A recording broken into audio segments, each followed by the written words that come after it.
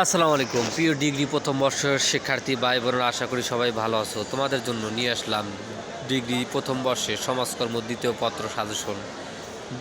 যারা আমাদের আলামিন একাডেমি, আলামিন ইউটিউবিডি, আইটিবিডি দুটো ইউটিউব চ্যানেলে সাবস্ক্রাইব করনি, এখনই আমাদের চ্যানেলটি সাবস্ক্রাইব করে রাখো এবং আমাদের চ্যানেলে গিয়ে একটু ঘুরে আসো। তোমাদেরকে ঘুরে আসার জন্য বলি, দেখো আমাদের স্টুডেন্টরা বিগত পরীক্ষাগুলোতে কীরকম কমন পড়েছে তাদের।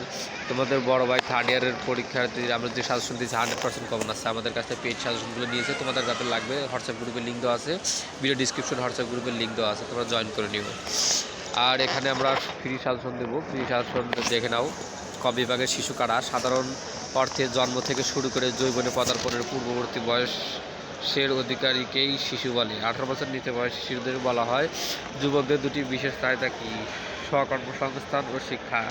জাতিসংঘের শিশু অধিকার সনদ পাস হয় 1990 সালে সাধারণ পরিষদে। কমন হিউম্যান নিড গ্রন্থের লেখককে পাউল আর ইয়ারলিস 1968। বাংলাদেশ সংবিধান অনুযায়ী শিশুর বয়স 16 বছর, ছেলে মেয়ে শিশু।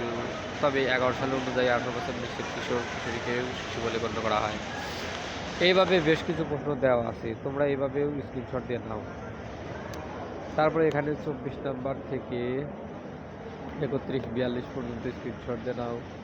তারপরে এই যে বাকি প্রশ্নগুলো দিচ্ছি, স্ক্রিনশট দেওয়া, কারণ এত প্রশ্ন বললে অনেক সময় লাগবে। আর খ বিভাগের জন্য মাত্র অল্প কয়েকটা প্রশ্ন দেওয়া আছে, উত্তর সহ যাদের লাগবে বলছি কমেন্ট করো অথবা ভিডিও ডিসক্রিপশনে জানাও, পিডিএফ ফাইল তোমাদেরকে দেওয়া হবে। খ বিভাগে শিশুদের চাহিদা সংক্ষেপে লেখো, বর্ণনা করো। মৌলিক মানবিক চাহিদা হিসেবে চিত্র বিনোদনের গুরুত্ব বর্ণনা করো। বাংলাদেশের নারীদের সমস্যাগুলো কী কী? নগরায়ন, শহরায়ন ও নগরায়ন বলতে কী বোঝায়? সামাজিক উন্নয়ন ও অর্থনৈতিক উন্নয়নের মধ্যে পার্থক্য। 6 নম্বর গণতন্ত্রের সংজ্ঞা। গণতন্ত্রের সুবিধাগুলো কী কী? সমাজতন্ত্র বলতে কী বোঝায়? জনসংখ্যা স্ফীতি বলতে কী বোঝায়? এরপরে মাদক শক্তি কী? শহরায়ন বলতে কী বোঝায়? শিল্পায়ন, শহরায়নের মধ্যে তিনটি সম্পর্ক। বেকারত্ব প্রকারভেদ। শিল্প বিপ্লব বলতে কী বোঝায়? কল্যাণ রাজনীতি।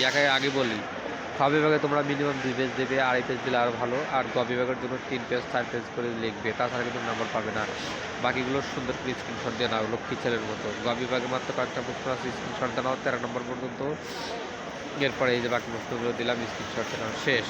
আর 24 ঘন্টার চূড়ান্ত সাজেশন হচ্ছে এগুলো। আমি 24 ঘন্টার সাজেশন এগুলো আসলে বিশ্বাস করি না।